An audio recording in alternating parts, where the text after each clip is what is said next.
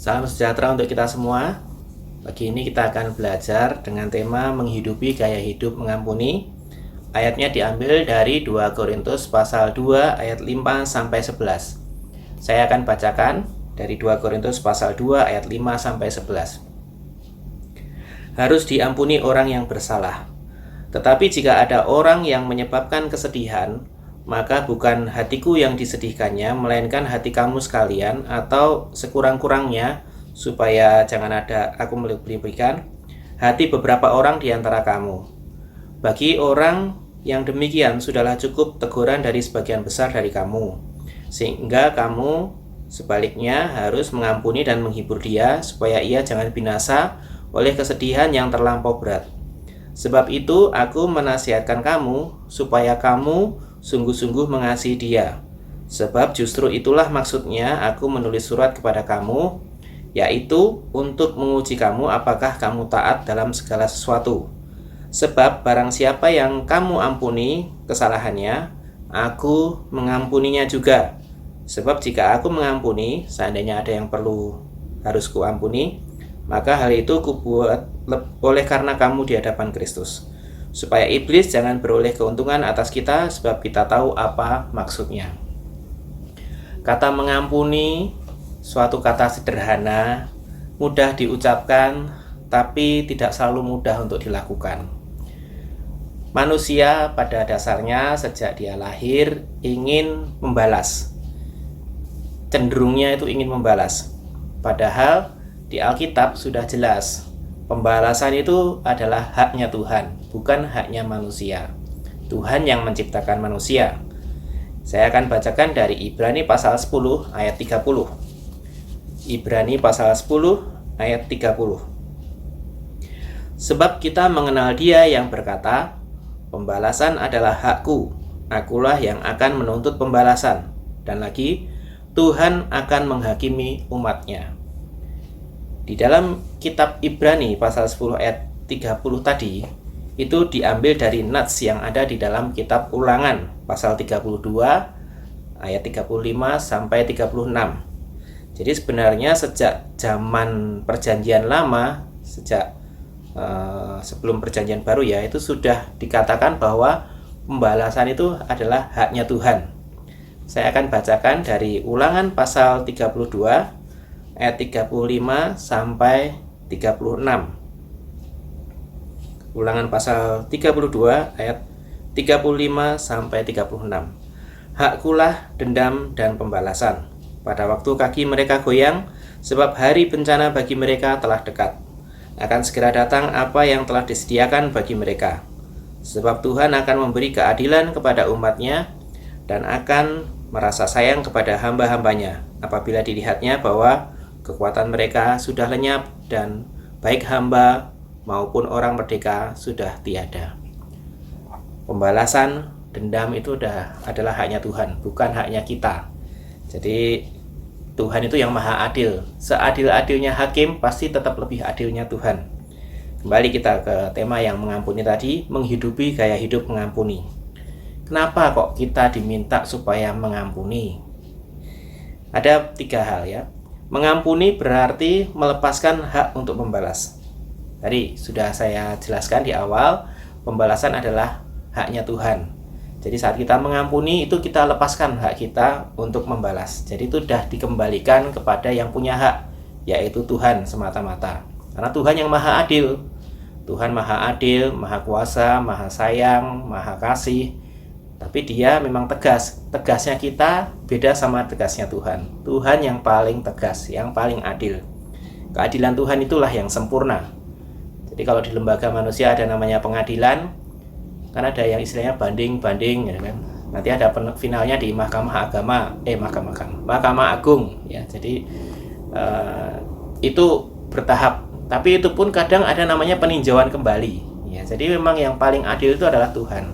Tuhan adalah maha adil dan pembalasan adalah haknya Tuhan. Banyak keuntungan saat kita mengampuni, baik fisik ataupun rohani. Jadi ada rasa tenang, damai, juga kalau secara fisik nggak tambah stres, nggak bisa tidur itu kalau tidak mengampuni, diinget-inget terus ya. Itu yang pertama ya, mengampuni berarti melepaskan hak untuk membalas. Yang kedua, mengampuni berarti mengaku dan dipulihkan. Frase atau kata mengampuni itu harus dimulai dari diri kita sendiri. Tidak bisa dipaksakan, walaupun secara perkataan bisa kita ucapkan, tapi yang mengetahui di dalam diri kita itu hanya kita dan Tuhan. Apakah saya sudah benar-benar mengampuni orang yang bersalah kepada saya?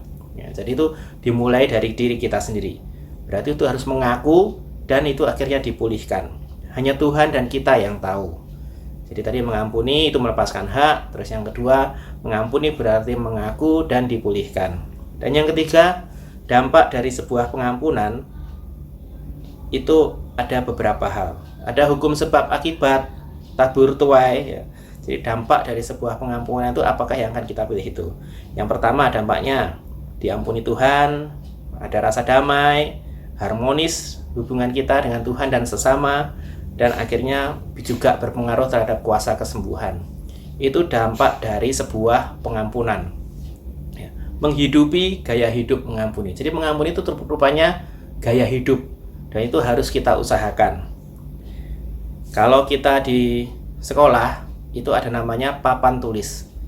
Tujuannya papan tulis itu adalah sebuah papan yang ditulis di situ supaya orang lain tahu, tapi nggak mungkin tulisannya itu akan ada di situ terus. Kalau ada di situ terus namanya poster. Tapi kalau namanya papan tulis berarti harus bisa dihapus. Entah dia pakai kapur tulis atau dia pakai spidol whiteboard, tapi itu ada waktu dia menghapus. Saat menghapus sudah sama sekali tidak ada tulisannya yang ada di papan tulis itu. Mengampuni dapat diumpamakan seperti itu. Saat kita sudah mengampuni orang berarti harus dihapus benar-benar dari ingatan kita. Walaupun memang tidak mudah. Namanya manusia punya daya ingat. Dan biasanya yang diingat yang tidak baik. Ya. Jadi yang diingat-ingat sampai akhirnya ada dendam kesumat, itu yang membuat kita rasanya tidak nyaman, tidak damai. Tapi yang jelas Tuhan ingin kita mengampuni. Karena kembali, keadilan hanya milik Tuhan. Tuhanlah yang maha adil. Satu-satunya pribadi yang maha adil adalah Tuhan. Pembalasan adalah hak Tuhan. Terus bagaimana kalau di dalam dunia hubungan antara sesama? Pasti ada dampaknya. Sanksi atau hukuman itu pasti ada. Tapi kembali, yang paling adil itu adalah Tuhan. Tuhanlah yang maha adil. Kesimpulannya, untuk mengampuni butuh keberanian. Dan itu tidak bisa dipaksakan. Kita hanya bisa menghimbau, menyarankan, tapi kembali, hanya orang yang sudah punya hati yang mengasihi yang dapat mengampuni. Kalau sudah diampuni ya sudah, tidak usah diingat-ingat lagi. Seperti tadi papan tulis, setelah ditulis catatan di sebuah papan, dihapus, tidak akan terlihat lagi. Mungkin masih bisa diingat, tapi itu tidak akan terlihat lagi. Itulah yang disebut mengampuni, dilupakan. Tapi memang ada dampaknya ya, tabur tuai, terus sebab akibat itu pasti ada. Semua manusia punya dosa, walaupun sudah diampuni Tuhan, tapi punya dampaknya dari dosa itu, yaitu mati. Semua orang di dunia pasti akan mati. Tidak ada yang tidak mati, kecuali nanti waktu Tuhan Yesus datang ke surga, ke dunia yang kedua kali, itu beda lagi. Tapi semua manusia upah dosa ialah maut, dan setiap orang pasti akan mati karena itulah upah dosa kita. Walaupun kita sudah percaya Yesus yang sebagai juru selamat, setelah kita mengalami kematian di dunia akan memasuki kehidupan kekal bersama dengan Tuhan Yesus di surga. Itu yang akan dialami oleh setiap orang yang percaya. Jadi selama hidup kita di dunia ini, mari mengampuni. Nanti di surga nggak ada lagi acara mengampuni lagi. Karena itu sudah tugasnya kita hanya memuji dan menyembah Tuhan. Semua sudah diampuni oleh Tuhan Yesus. Menghidupi gaya hidup mengampuni butuh keberanian. Dan kita minta Tuhan supaya menolong. Tidak bisa dengan kekuatan kita sendiri. Tuhan yang akan menolong kita untuk melakukan itu semua di dalam Tuhan. Tuhan Yesus memberkati kita semua. Amin.